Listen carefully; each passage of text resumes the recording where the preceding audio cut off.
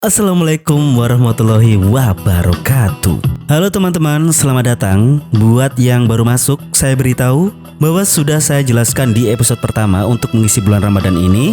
Saya akan mengulas penuh tentang kisah perjalanan Islam beserta dengan kisah dari Rasulullah Nabi Muhammad SAW melalui kacamata Umar bin Khattab selaku khalifah kedua setelah wafatnya Nabi. Playlist dan juga link sudah saya buatkan, jadi silakan menikmati. Baiklah teman-teman, sesuai dengan episode terakhir sebelumnya, kita diperlihatkan perseteruan sebagian penduduk Madinah, terutama kaum Yahudi yang tidak mendukung Nabi Muhammad SAW yang akan berperang di lembah Uhud. Lantas kenapa mereka mengharamkan hari Sabtu untuk berperang? Karena itu adalah hari ibadahnya kaum Yahudi. Jadi itulah alasan mereka. Lantas bagaimana selanjutnya? Langsung saja mari kita mulai.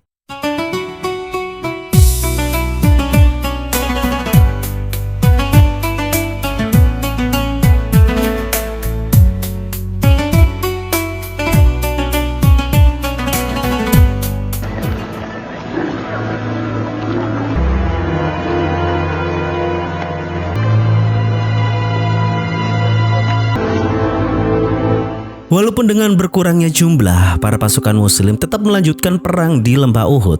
Mereka dihadapkan dengan pasukan kafir Quraisy yang berjumlah 3.000 pasukan.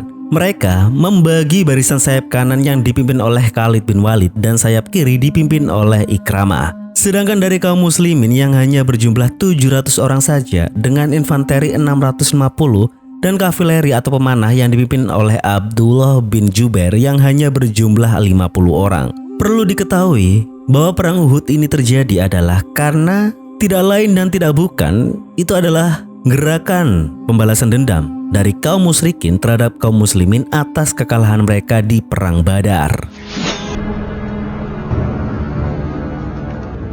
Kedua belah pihak akhirnya saling siap siaga dan sebelum pertempuran tersebut pecah, atas perintah Rasulullah, Hamzah menyuruh pasukan pemanah berada di belakang lembah Uhud dan tidak ada yang boleh berpindah posisi sampai ada perintah dari Rasulullah itu sendiri. Dan kemudian di sisi pasukan Quraisy, mereka diiringi oleh tabuhan gendang benderang oleh para wanita yang dipimpin oleh Hindun binti Utbah.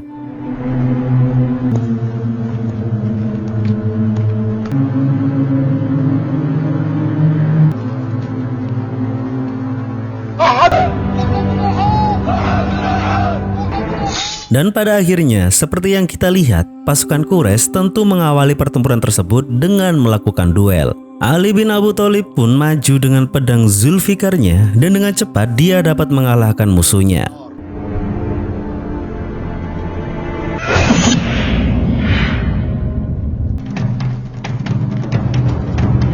Ya ibn ammi, unsiduka Allah wal rahim. Walaupun Ali tidak membunuh lawannya itu karena si lawan itu mengucap kalimat yang memuji Allah.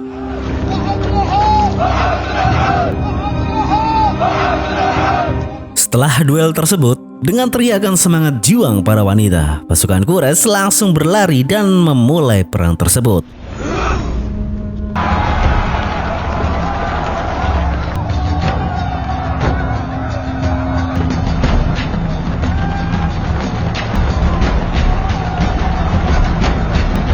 Hingga akhirnya mereka tidak menyadari pasukan pemanah muslimin yang berada di balik bukit Uhud membantai mereka dengan anak panahnya.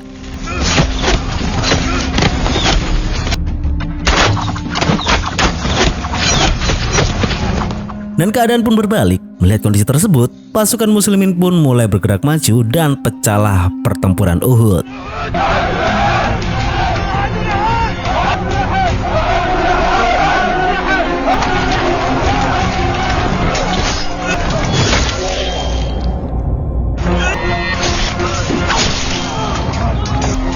Beberapa saat kemudian pasukan Quraisy banyak yang tumbang sehingga membuat yang lainnya harus mundur dan melarikan diri.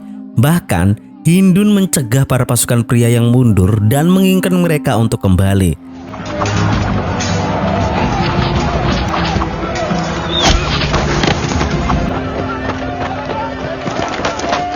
Sedangkan di pihak pasukan muslim sangat disayangkan di mana 42 pasukan pemanah muslim turun dari bukit untuk mengambil harta rampasan perang. Mereka tergiur akan barang-barang rampasan tersebut dan tidak menghiraukan perintah Rasulullah. Sehingga Khalid yang memimpin pasukan berkuda Quraisy pun bermanuver di balik Bukit Uhud untuk menyerang mereka.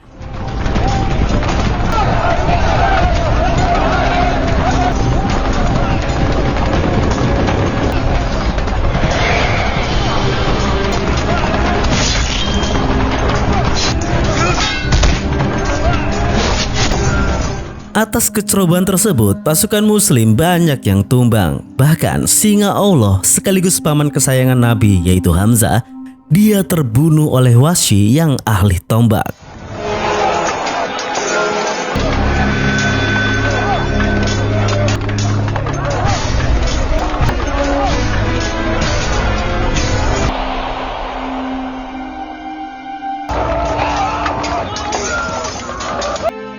Inilah awal kesedihan Rasulullah yang sangat mendalam atas peristiwa tersebut.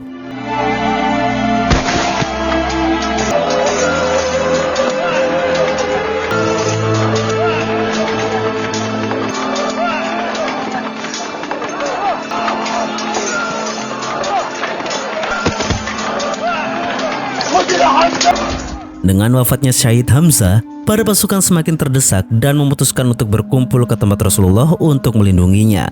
Mereka menjadikan tubuh mereka sebagai perisai terhadap Rasulullah atas serangan kaum Quraisy. إلى رسول الله أيها المسلمون.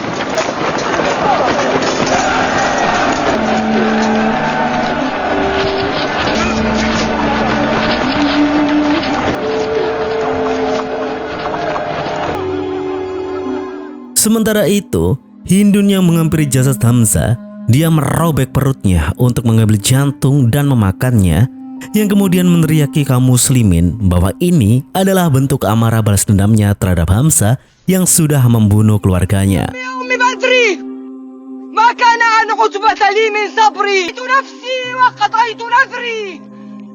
Bahkan Hindun menyerukan nama Wahsy dan memberikan perhiasannya sebagai janjinya yang berhasil membunuh paman Nabi tersebut. Inilah kekalahan kaum muslimin sekaligus kesedihan Rasulullah yang terjadi pada tanggal 7 Syawal di tahun 3 Hijriah. Bahkan dalam perang tersebut Rasulullah mengalami luka yang sangat serius, di mana gigi beliau patah, bibir bawah dan kening beliau robek, dan 2 mata besi masuk melukai pipi beliau yang kemudian dicabut oleh Ubaidah bin Jarrah dengan giginya hingga copot.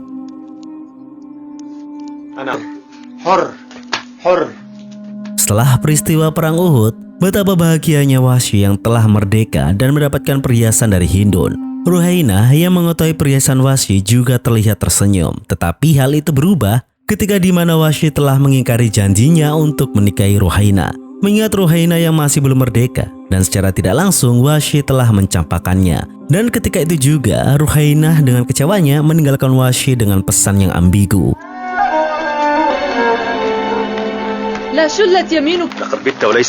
Di sisi lain, Khalid yang menjadi pahlawan atas perang Uhud mendapatkan sanjungan dari para kaum Quraisy. Dan walaupun begitu, Khalid tidak bertinggi hati karena apa yang dia lakukan adalah hal yang wajar, di mana para pemuda memang seharusnya menunaikan tanggung jawabnya, yaitu balas dendam untuk para orang tua mereka.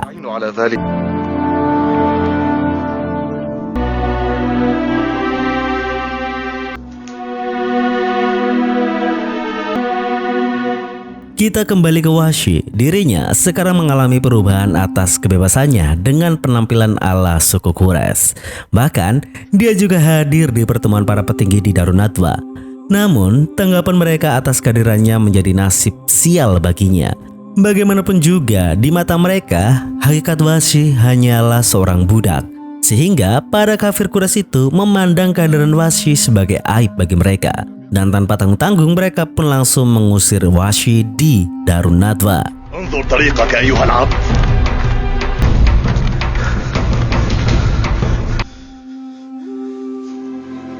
Atas perlakuan para tokoh Quraisy tersebut, Wahsy pun keluar dengan penuh amarah.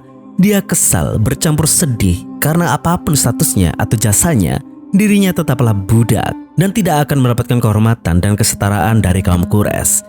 Dia pun menghampiri Ruhainah di tengah perjalanannya, sekaligus menyatakan keinginannya untuk membeli dari tuannya dan menikahinya. Namun, Ruhainah yang kecewa atas sikap Wahsy sebelumnya, dia menolak mentah-mentah pernyataan tersebut. Bahkan, dia menunjukkan bahwa selama ini dirinya adalah pengikut Rasulullah. dan tertegunlah Wahsy mendengar itu. لئن اختلفنا في الدين. Kemudian di Darun Nadwah, para tokoh Quraisy kehadiran orang-orang Yahudi yaitu Huyai bin Akhtab bersama pemimpin lainnya dari Khaybar Madinah. Walaupun berbeda agama, Huyai mengungkapkan konfederasi dengan kaum Quraisy untuk memusuhi Rasulullah dengan rencana jahatnya yang mematahkan sistem perdagangan kaum muslimin dan memeranginya.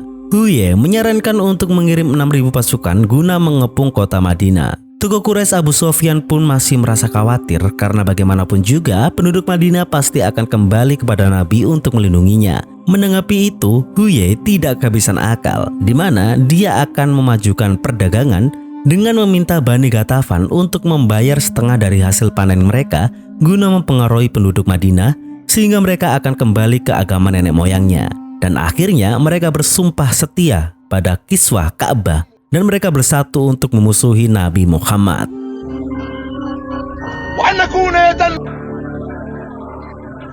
Singkat cerita, atas rencana kaum Quraisy yang merencanakan peperangan, kita diperlihatkan Salman Al-Farisi yang telah menjadi pengikut Rasulullah. Dia mengusulkan rencana untuk membuat sebuah parit sesuai strategi orang Persia. Begitu juga dengan Umar yang mendukung ide Salman. Dia pun menambahkan bahwa pembuatan parit akan membentengi seluruh sisi Madinah dan mencegah kuda-kuda para kaum kafir itu untuk tidak bisa menjangkau masuk.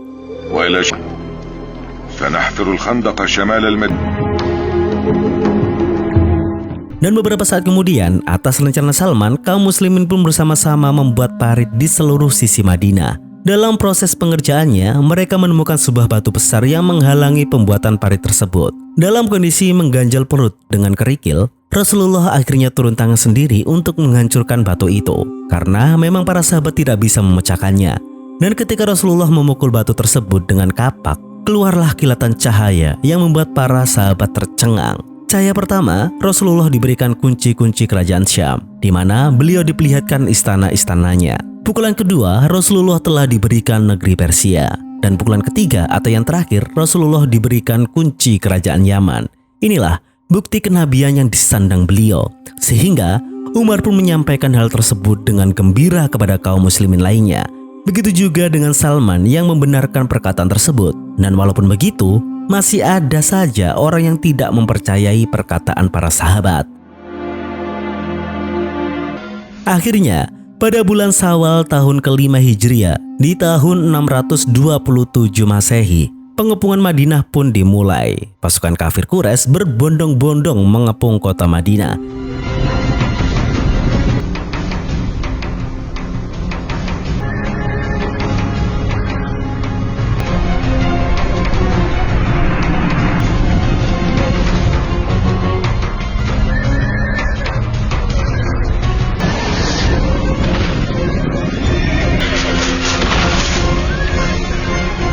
Karena mengetahui parit yang tidak bisa dijangkau oleh kudanya, pasukan Quraisy pun memutuskan untuk kembali dan membuat kemah di utara Madinah karena itu adalah tempat yang paling tepat untuk berperang. Kemudian, Abu Sufyan pun menyuruh yang lainnya untuk tetap menunggu karena dia tahu bahwa pasti dari kaum muslimin akan merasakan kelaparan atas kekurangan bahan pokok mereka.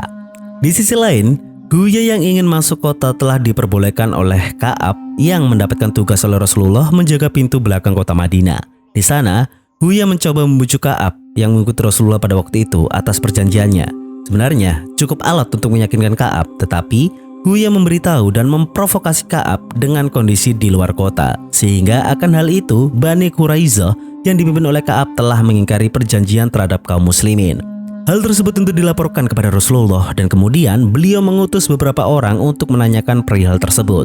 Tetapi mereka malah mendapatkan omongan yang acuh dari Ka'ab. Hingga akhirnya pasukan muslim pun menghadang rombongan Bani Quraisyah yang dalam perjalanan pergi meninggalkan kota untuk kembali, sekaligus menawarkan lagi persaudaraan yang baik. هذا هو عهدكم مع رسول الله أما الإبل وما عليها الله أكبر نونس جواركم يا بني قريظة. Hari demi hari terus berlalu dan diselimuti malam yang begitu dingin. Para kaum musyrikin tetap menunggu dalam rencananya. Begitu juga dengan kaum muslimin yang masih bersiaga untuk mengantisipasi musuh. beberapa penduduk Madinah mulai meninggalkan pasukan Muslim. Sesekali pasukan Quraisy juga menyerang pasukan Muslim yang mengakibatkan beberapa terluka dan mendapatkan perawatan. Namun, mereka tetap dalam barisan pertahanan. حرك الله وجهك بالنار من حرب قريش فأبقني لها ما من رجل أفعل. Dan dalam kondisi tersebut, datanglah Nuaim bin Mas'ud dari Ghatafan yang hendak menemui Rasulullah. Dia meminta Umar untuk mengantarnya kepada beliau karena ia ingin memeluk sekaligus bergabung dengan Islam tanpa sepengetahuan kaumnya. Dan setibanya di tempat Rasulullah, sungguh Nuaim bercerita bahwa kaumnya belum mengetahui perkara yang sesungguhnya. Bahkan Nuaim membuat pernyataan pada Bani Quraiza yang mendukung kaum Quraisy untuk tidak terlibat. Bahkan dari pasukan Quraisy sekalipun, karena dalam kondisi yang seperti ini tidak ada jaminan juga dari mereka. Kemudian scene berlanjut ke pasukan Quraisy yang dibawa komando Ikramah yang mencoba untuk menyerang kaum muslimin. Mereka menerobos paksa benteng tombak tersebut dan berhasil masuk.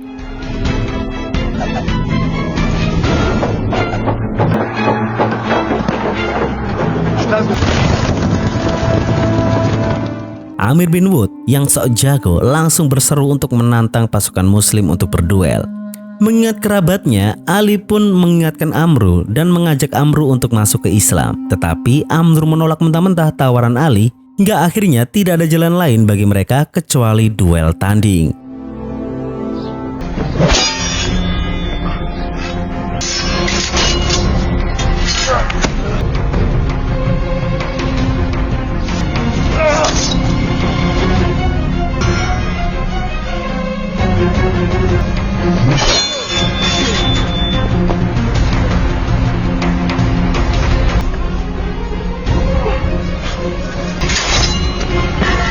Ali yang begitu sangat hebat mengalahkan Amru. Namun Ali masih berbelas kasih dan tidak membunuhnya karena hubungan kekerabatan. Hingga akhirnya Amru yang berulah ingin menikam Ali mendapatkan balasan berupa tebasan pedang Zulfikarnya Ali.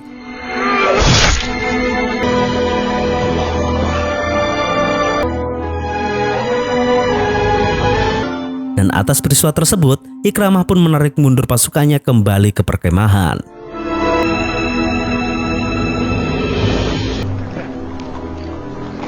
Setelah itu, sesuai dengan perintah Rasulullah untuk memecah aliansi, Nuaim menyampaikan pesan kepada para tokoh Quraisy bahwa orang Yahudi menyesal dan berhenti untuk mendukungnya. Tentu hal itu didasari karena tidak ada jaminan atas kepercayaan yang mereka bawa.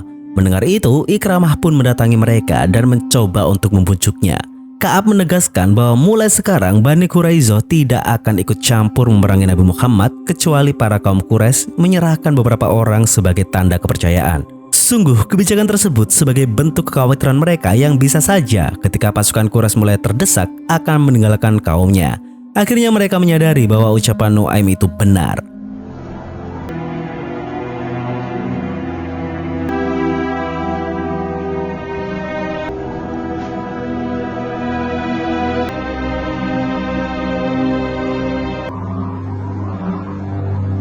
Malam pun tiba. Dengan selimut badai angin yang membuat kondisi kedua pasukan kedinginan, Abu Sufyan membuat keputusan untuk kembali ke Mekah. Mengingat ini bukanlah kondisi untuk peperangan. Kuda dan unta pun tak berdaya, ditambah lagi dengan ingkarnya Bani Quraiza. Dia pun menyuruh mereka untuk segera berkemas dan pulang.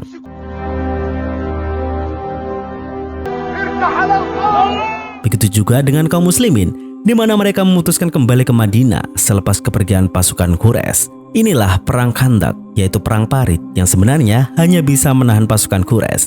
Tetapi kekuatan sebenarnya yang mengusir mereka adalah Allah yang mengirimkan badai angin. Sehingga dalam perang ini mempunyai sebutan lain, yaitu perang Ahzab. Setelah peristiwa itu, atas perintah Allah melalui nabinya, Umar berseru pada kaum muslimin untuk tidak mengangkat senjata sampai berjalan menuju Bani Quraiza. Ini terjadi karena Bani Quraiza telah ingkar atas perjanjian sebelumnya dengan Nabi. Huyai pun datang ke tempat Bani Quraiza. Dia menyarankan dirinya untuk ditawan atas janjinya sendiri jika pasukan Quraisy mundur dan tidak bisa mengalahkan Nabi Muhammad. Namun bagi Ka'ab, nasi sudah menjadi bubur. Mau tidak mau mereka menanggung konsekuensinya, yaitu siap diusir dari Madinah.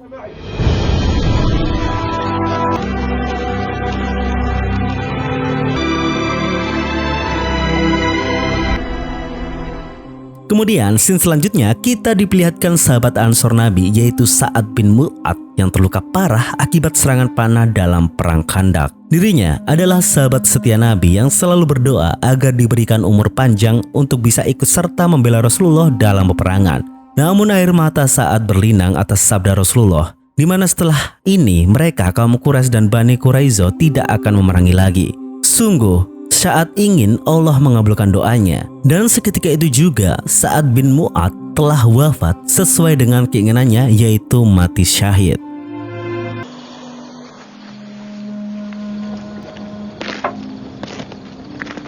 ابن معاذ.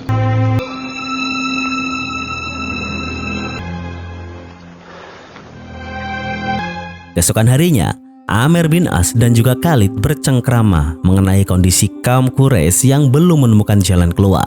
Tentu Amr berpendapat jika dalam kondisi seperti ini maka ada dua kemungkinan. Kaum muslim akan dikalahkan oleh bangsa Arab atau sebaliknya, kaum muslimin mengalahkan mereka sehingga masuk dan bersatu dalam agamanya. Namun bagi Amr, dirinya bersumpah akan memilih pendapat yang kedua. Bahkan dia menjamin pada Khalid bahwa tidak lama lagi mereka akan melihat Rasulullah dan sahabatnya akan tawaf mengelilingi Ka'bah. Lantas dirinya akan hijrah jauh dari pihak Quraisy dan kaum muslimin, bahkan bangsa Arab, sampai benar-benar masalah ini selesai. فإن كانت خصومته شر ضيت نصيبي منه.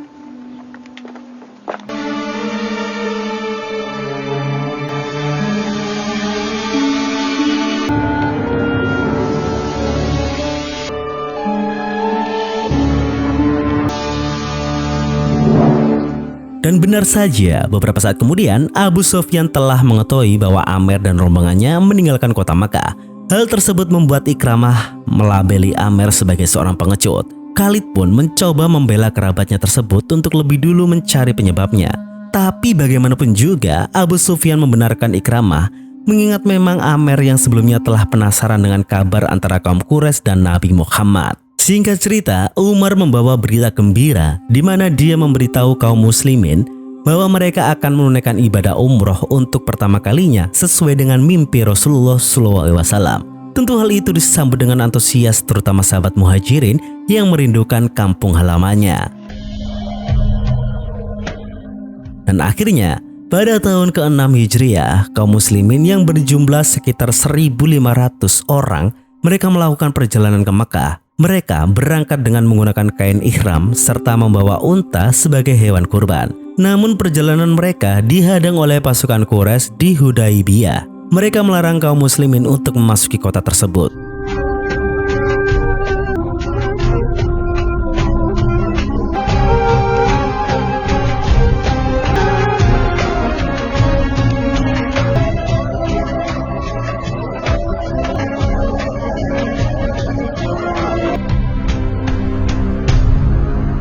Hingga datanglah Budayl bin Warqah kepada mereka untuk melakukan perundingan.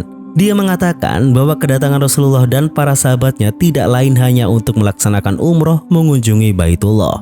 Namun Abu Sufyan menolak kunjungan mereka, bahkan menyuruh mereka untuk kembali. Memang kaum Quraisy sangat sensitif terhadap kaum muslim pasca peristiwa kekalahan perang Khandaq. Budayl pun merasa heran kenapa kaum Quraisy menjadikan Ka'bah hanya milik mereka sendiri, padahal itu adalah milik semua orang. Tentu kaum muslimin tidak rela jika Ka'bah hanya diperuntukkan di kalangan kafir Quraisy sendiri. Tapi jika seperti itu keinginan dari para kaum Quraisy, maka kaum Quraisy harus menanggung dampak tersebut, yaitu bisa saja mereka dimusuhi oleh seluruh kaum yang ada di Arab. Sementara itu, saudara Abdullah bin Suhail yaitu Abu Jandal mencoba untuk melarikan diri atas terdengarnya kabar Rasulullah dan para sahabat yang akan berkunjung ke Baitullah. Tapi sayang dirinya tertangkap oleh sang penjaga dan terbelenggulah dia kembali. Atas apa yang diperbuat, ayahnya merasa kecewa. Lebih-lebih dia merasa jengkel terhadap Abu Jandal. Karena bukannya kepatuhan terhadap orang tua, melainkan durhaka dari keyakinannya.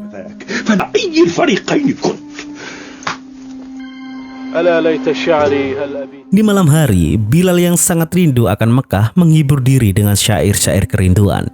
Abdullah pun mencukupkan Bilal karena senandung syairnya akan membuatnya kerinduan akan kota tersebut semakin dalam. Tentu dalam kondisi ini tidak ada jalan lain kecuali kesabaran. Dan keesokan harinya, Urwah mendatangi kaum muslimin dan ingin bertemu dengan Rasulullah. Di sana dia menyampaikan pesan dari kaum Quraisy bahwa mereka tidak akan membiarkan kaum muslimin untuk masuk Mekah kecuali Rasulullah sendiri datang ke sana. Sungguh para sahabat tidak akan membiarkan hal itu. Mendengar ucapan yang tidak benar tersebut, Abu Bakar langsung marah padanya dan segera mengusirnya.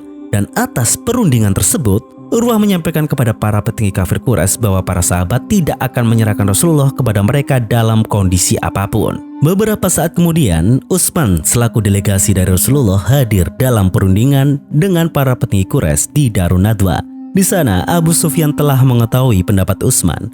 Tetapi kedatangan kaum muslimin ke Mekah adalah perkara besar dan tersebar di antara bangsa Arab. Oleh karena itu, bangsa Arab lainnya melarang kaum Quraisy untuk menghalangi kaum muslimin.